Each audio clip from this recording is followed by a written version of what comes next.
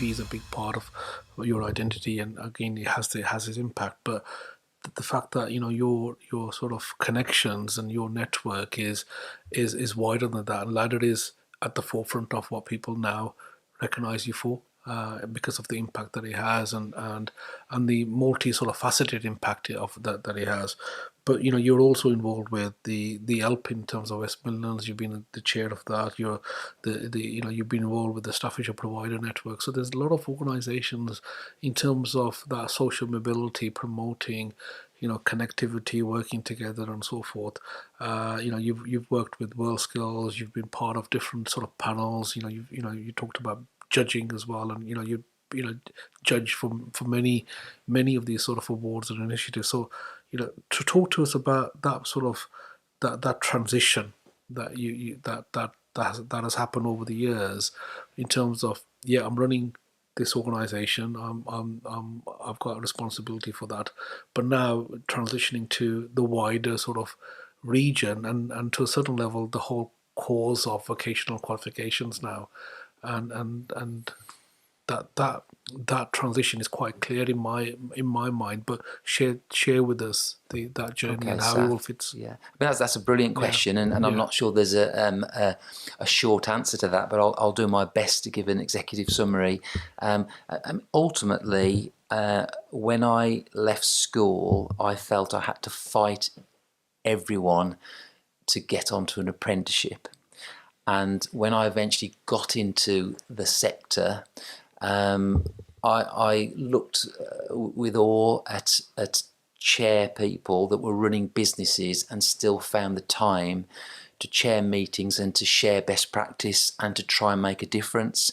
And I can still remember as a younger man, a long time ago, thinking, well, I don't know how they do this, because I couldn't do that. And I guess as time goes on and you get more experienced and more confident, it just naturally, as you start to, people ask your opinion, you start to respond, you become a bit more well-read, you come up with some solutions, and before you know it, someone's saying to you, I can't make that meeting, would you chair that meeting for me? And then you blink and you're the official chair of that meeting, and I'm sure you recognise all of this with all the good stuff that you do. And like you, the OBE, it's a fantastic honour, but I still feel to an extent a little bit of luck's involved. There's lots of people that do fantastic things, probably better than I do, that haven't got an MB or an OBE. A little bit is right person, right time, a little bit of luck. But as you chair these meetings, and I think if you have the attitude, we are where we are, how can we make this better, rather than being negative, trying to be positive, I think good people pick that up and they want to work with that type of person. And all of a sudden you're getting approached by other stakeholders and funding bodies to say, look, we've got a problem with private providers getting involved in World Skills. We've noticed that you've put a couple of people forward. Would you sit on the local group? And then the local group becomes, will you sit on the national portfolio group? And then you're surrounded by really good people that are involved in other initiatives. And then you're asked to be part of the Apprenticeship Ambassador Network. And again, I go back to a lot of these initiatives I've been able to get involved in and hopefully influence in the positive way because of my colleagues back at PTP, Carolyn Stokes, Jill Durkin, Julie Heathcote, Richard Kendrick, lots and lots of people. I can say, you won't see me for 2 days because I'm going to do this. The reason I'm doing this, because if we get it right and influence, it will not only impact on the sector, it will impact on PTP and help us. So that's why we're doing it. And it's through that encouragement and support. Absolutely go and do that. It was very interesting when I was asked to sign the Official Secrets Act to be part of a Department for Education provider reference panel meeting where they would be sharing information that we could not share with anyone else.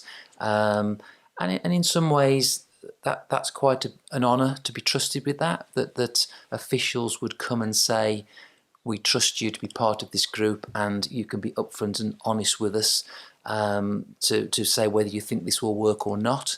And Saf, as I say, before you know it, you're getting emails from the provider delivery panel, or Jason Holt and the ambassador network, or ALP saying, would you represent providers in this area?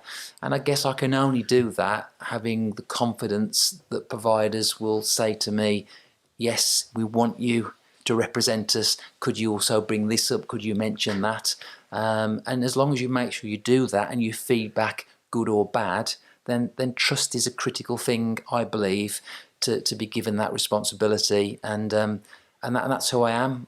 Treat people as you want to be treated, and trust, legacy, doing the right thing is very important to me.